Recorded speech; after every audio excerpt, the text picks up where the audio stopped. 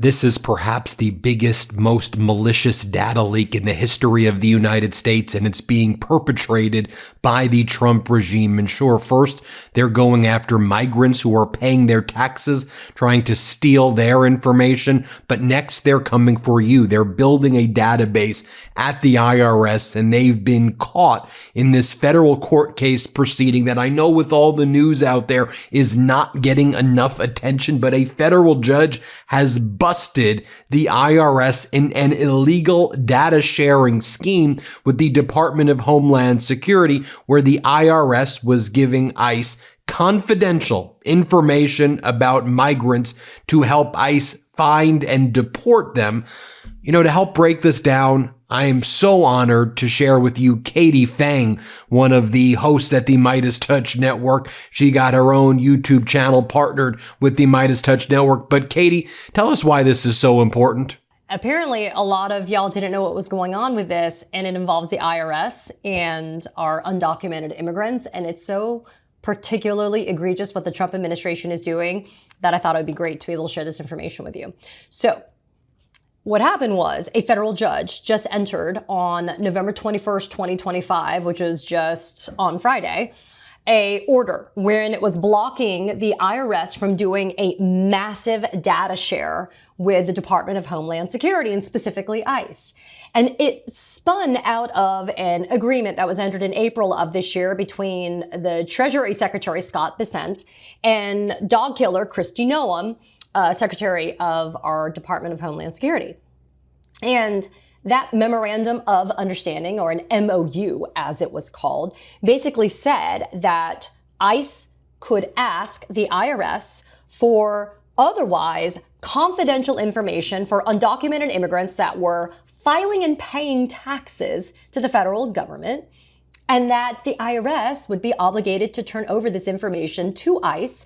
Why? So that ICE could actually facilitate enforcement of convicted felon Donald Trump's absurd and draconian immigration policies. Now, this was all on the down low. The reason why people didn't know about this is because no one knew about it. It was done secretly because, understandably, people would get pissed off. Why? Because there is a presumption of secrecy of your confidential information when you file your fucking taxes. If you have to file them, I think it's pretty reasonable to assume that the IRS, except for very limited, narrow exceptions, is going to maintain your information confidentially. And yet, no. If you're an undocumented immigrant, even though the federal government's telling you you have to pay up and you have to pay into our federal system, and wait till you guys hear the numbers because you're going to shit yourself.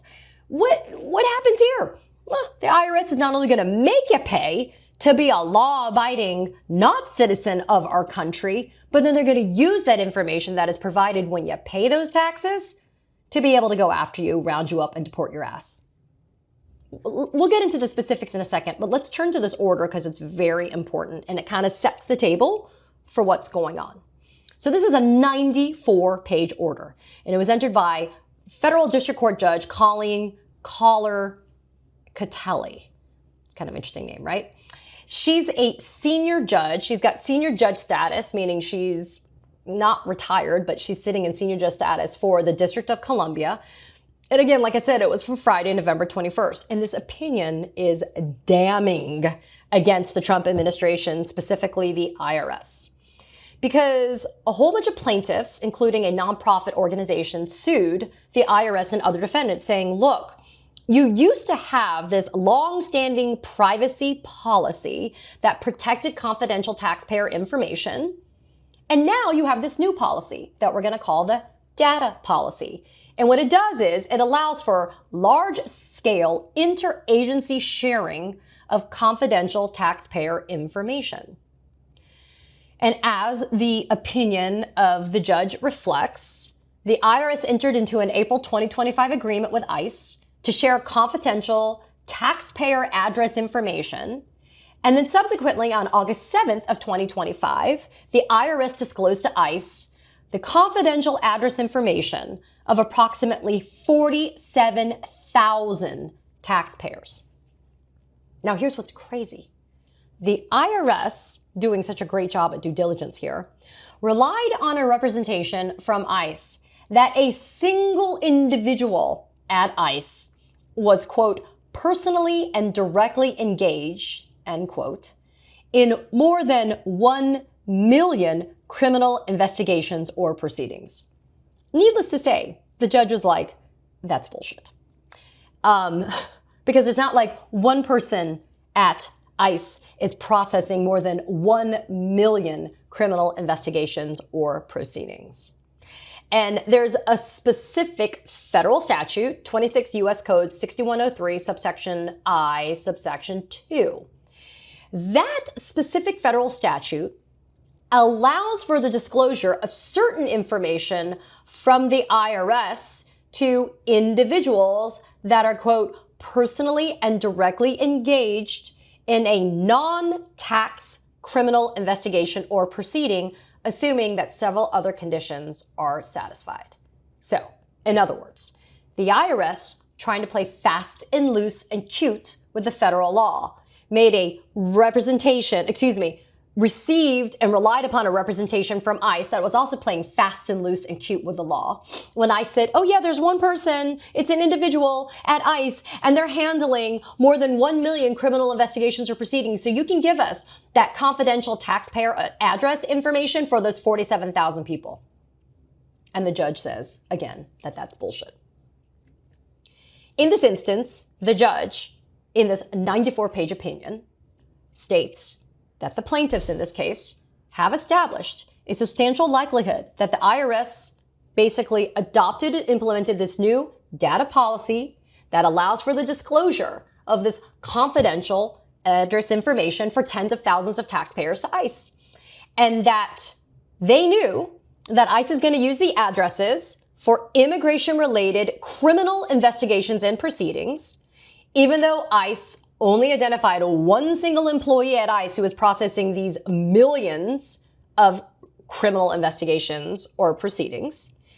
The court also found that the plaintiffs showed that this data policy of sharing confidential taxpayer information was unlawful under the Administrative Procedure Act, the APA, which we've talked about here before, and that this address sharing policy was, quote, arbitrary and capricious, because the IRS never bothered to explain why it was deviating so greatly from its prior policy of otherwise keeping this information confidential and private.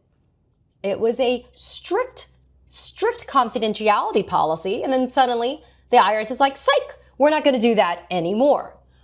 The plaintiffs also improved, according to this judge, that the IRS's disclosure of this confidential taxpayer address information to ICE was illegal, because it didn't comply with the requirements of that federal statute that I just read to you, the IRS code, that specific subsection. And so the court entered this injunction to block the further data sharing to happen between the IRS and ICE, because the court's like, look, any further data sharing is going to be impermissibly used for civil immigration enforcement, which it's not supposed to do. And listen, it can't unring the bell because that 47,000 taxpayer information's already been sent out already in August, and we're sitting here in November. But it'll at least stop it from continuing to happen. And of course, I'm sure there's going to be an imminent appeal from the Trump administration, because that's the only thing they're good for is appeals. So I wanted to actually highlight a little bit from this federal order, a little bit more before we get into a little bit more of a discussion about the policy issues here, because the background of the IRS's traditional confidentiality policy and historically why it came to be is so freaking relevant to what's happening right now with this Trump administration. I just thought it was so worthwhile to share this with you. So check this out. We're on page 4 of this 94-page opinion. It says here, quote, "There was a time when taxpayer information was considered public record, the access to which was controlled by the executive branch. But all of that changed in 1976 when, in the wake of Watergate and White House efforts to harass those on its, quote, enemies list, Congress amended Section 6103 of the Internal Revenue Code, through the Tax Reform Act of 1976, quote, to protect the privacy of tax return information and to regulate in minute detail the disclosure of this material. These amendments established the general rule that taxpayer returns and return information shall be confidential. Congress decided that taxpayer information was entitled to essentially the same degree of privacy as those private papers that are maintained in the home. The core promise of the voluntary tax system is as follows. If you come forward and file this highly personal information with the IRS will hold this information in confidence. And the IRS even represented this policy to the American public, as seen in one brochure that reads, quote, the general rule, tax information is confidential. And yet, the IRS, helping ICE in furtherance of Trump's immigration enforcement, said, forget that, it's not confidential anymore. And by the way, just want to talk right here. If you're enjoying this analysis given by Katie Phang, subscribe to her YouTube channel. And Katie, I'm sorry for so rudely interrupting. Let's get back to the segment of Katie Phang. I apologize.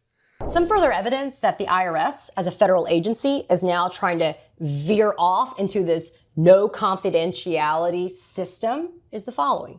The IRS recently invested in a technical infrastructure that will facilitate rapid access to massive amounts of IRS data by hiring a federal contractor to build a single unified database of taxpayer information within the IRS that will permit automated access to all IRS taxpayer information by IRS employees in one interface, end quote. One massive, huge database maintained at the IRS for all IRS taxpayer information so that anyone in the administration is able to access it. It's pretty violative, huh? Think about that for a second. Furthermore, in April of this year, 2025, a whistleblower reported to Congress that the IRS was providing taxpayer information to DOJ, for DOJ to include in a master database of its own of information from across the federal government. Do you guys remember that I've always maintained that the whole thing about Elon Musk and DOJ was the following? It wasn't really to access, per se, your banking information so it could go and empty out your bank accounts, right, and leave you poor. Although really, the goal is to make you poor, right, with this administration. That really wasn't it. It was the data. It was the data farming, all right. You know, this idea that they were going to be collecting all this information and data. Why? Because you can weaponize that information in ways that are incredibly powerful. Gives you insight into how people think, how they're going to vote, right? King-making in terms of getting people elected into office, a la who? Elon Musk. So think about that, right? So all of this data sharing is happening of all this confidential information, and the judge is like, yeah, not going to happen on my watch because it's not legal. So here's the thing. This is how the process kind of went, right? So these immigration officials would go to the IRS, and the immigration officials would have names, addresses, and other identifying information for individuals that they wish to detain and deport. The IRS would then cross-check that data in those details against their confidential tax databases to confirm not only the individual's identities, but also their location. Why? Because it's almost like, here's a GPS to help you, ICE, find these people. It's like a geo-lock on where these people are located. Why? Because they just filed tax returns with the IRS with their latest address and confidential information, right? So ICE requested from the IRS the data for approximately 1.3 million people. The IRS took that list of 1.3 million people, ran it against their database, and came back with a list of 47,000 people. And those 47,000 people, they turned that list over to ICE. And then ICE used that information. Let's talk about the amount of money, as I mentioned a couple of minutes ago, that's implicated by undocumented immigrants that are paying taxes into our federal government. According to the Yale Budget Lab, in 2023, undocumented immigrant workers paid $66 billion. $66 billion in federal taxes, with roughly $43 billion of that $66 billion going in the form of payroll taxes to fund Social Security and Medicare, which is for whom? For all Americans, not just immigrants. So undocumented immigrants, even though they themselves cannot participate in Social Security or Medicare because they're not citizens, right? They're undocumented. They have been paying $66 billion into our federal government. Okay? Wild. So here's the thing. Undocumented taxpayers, they don't have Social Security numbers. We just talked about it, right? They're paying into our Social Security, but they don't actually get to benefit from it, right? So undocumented taxpayers, they get something called an Individual Taxpayer Identification Number, an ITIN, right? The IRS says, we're going to give you this Individual Taxpayer Identification Number because we're not going to give you a Social Security number. With that ITIN, that ITIN, that is what you're going to use to file your taxes. That's what we're going to use to identify you in our confidential, or should be confidential, taxpayer database system. And like shooting fish in the barrel for the Trump regime, the IRS handed it up to ICE, right? To the tune of 47,000 people. And if you think about this policy is the dumbest shit that you could possibly think about. You're not only shooting yourself in the foot when it comes to, pooping all over $66 billion, but you're disincentivizing people for voluntarily paying their taxes when they're undocumented, right? It's like, or maybe you're not even undocumented, but now you're terrified because you're like, oh my God, if I pay into the system and now they have all this information, what if they share it? And then my name has a similar surname to someone else like Lopez or something else. And the next thing you know is they're showing up at my door and they're banging down my door. So you want people to pay their taxes, and you otherwise used to reassure them that their information would remain confidential. But now you're basically telling them, I'm going to politicize your confidential information because Trump wants me to do it, and I'm going to give it over to ICE. So Judge Colleen Kohler-Kotelly said, we're not doing this, and she entered the injunction. And I want to talk about Judge Kohler-Kotelly for just a second because she's a badass. Did you know she used to be the presiding judge over the Foreign Intelligence Surveillance Court, the FISA court, the one that deals with all the foreign intelligence surveillance that happens. She did that from 2002 to 2009. And she was nominated by former President Bill Clinton to the federal district court bench in 1997, and she served until 2023. And then in 2023, she took senior judge status, and she's still ruling on cases. You know what else she just did in April of this year in 2025? In a 120-page ruling, Judge Kohler-Kotelly blocked part of Trump's executive order that would have required people to prove their U.S. citizenship before being able to register to vote. In that 120-page ruling, she held that the states in Congress, not Donald Trump, but the states in Congress, they're the ones that have the power to regulate election. The judge found that the IRS violated not only the federal law when it comes to the IRS code 6103, but that it also violated the Administrative Procedure Act, the APA, by reversing that long-standing policy of not sharing data with immigration authorities. So the federal government requires that all individuals who earn above $14,600 in 2024, for example, that's a threshold income level, you're required to file a federal tax return. If you don't, you get in trouble, right? And so undocumented immigrants are also included in that group of people that are required to file federal income tax returns. And so, again, when you're weaponizing somebody's ITIN, their individual taxpayer identification number, to be able to facilitate deportation, you're sending a very clear message to these taxpayers. You're saying, pay your taxes, and then we're going to help ICE hunt you down. I mean, it's pretty much like a betrayal of why you would trust this system to be able to help you, right? Like, why would you even want to continue to be a part of this system if that's what they're going to be doing to you? And lest you think it's just the IRS, no. Medicaid records are also a part of a big lawsuit that was brought by California Attorney General Rob Bonta and 19 other state attorneys general, because the Trump administration has been doing mass data transfers of Medicaid data to DHS to give confidential health information, including immigration status. So they're weaponizing and leveraging confidential data to facilitate a political agenda for Donald Trump. Talk about operating in bad faith. Folks, this is quintessential Trump regime 101. It is taking things that should be held sacred, things that should be held with respect, looking at people that are doing things like paying their freaking taxes, even though they themselves do not get to benefit from certain federal programs, You're making them pay the taxes, and then you're saying, we're going to help hunt you down, round you up, and deport your ass. I mean, I don't know what the federal government is doing, complaining about budget deficits that they cannot make up for in certain policies and programs, and bitching and complaining, the Republicans complaining and bitching about not having money, and yet $66 billion sounds like a lot of fucking money to me. But I guess because it comes from undocumented immigrants, suddenly that's not the same green that was supposed to be the green of a dollar bill, because a dollar is a dollar, people. Exhausting, isn't it? But this is one of those instances I had to share this information with you on the channel, because these are one of these things that really should make you mad. Be mad and be outraged about this and demand accountability, because this is the type of shit that does not make America great. A great segment there by Katie Phang. Everybody subscribe to Katie Phang's YouTube channel by just searching the Katie Phang. Go to @Katie Phang News on YouTube and check out the Katie Phang YouTube channel and let me know what you think. Katie Phang, real, unfiltered news, and an honor to have her on the MeidasTouch Network. And hit subscribe here while you're at it. Love this video? Support independent media and unlock exclusive content, ad-free videos, and custom emojis by becoming a paid member of our YouTube channel today. You can also gift memberships to others. Let's keep growing together.